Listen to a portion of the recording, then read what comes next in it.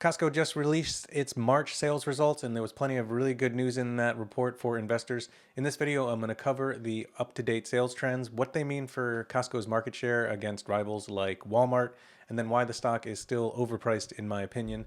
But let's start by looking right at those numbers.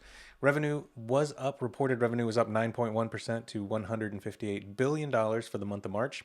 But there are two important asterisks to be aware of on that sales figure.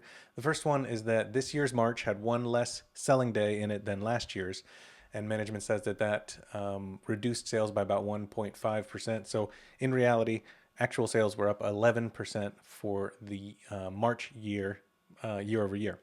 So why did sales increase by that much? Costco doesn't break down exactly what happened in these monthly sales reports, but we can assume that it's a mix of increased sales at existing locations and also a growing store base. Costco has added about 28 new locations in the past year, so it's getting benefits from both of those locations. But that's why I think the more useful number to follow would be comparable store sales or comps. And that's basically just the sales trend at existing locations. So an apples to apples comparison of how a given store is doing. And comps were up 7.5% at the warehouses in March. And that's really good news. That's an acceleration compared to the 6.5% rate that investors saw in the previous period. Another nice bright spot is digital sales. They were up 23% in the period compared to 22% in February. And we've been seeing an acceleration there over the last several months. And so this continues that really good trend for Costco. There's a lot of people shopping both in the stores, in the warehouses, and also online. So what are the implications for all this, these figures in the business? The first one is that Costco is still winning market share from peers like Walmart and Kroger. Comps at Walmart were up 5% in the most recent quarter. So compare that to the 7.5% that Costco just reported. And I think it's safe to assume that Costco is still doing really good in competitively in terms of getting customers who are interested in saving money to come into its stores. The faster digital growth figure is good news for the profitability of Costco because customers tend to buy a lot of high ticket items online, things like jewelry, furniture, gold bars, what have you. But it's ironically going to be bad news for Costco's renewal rate.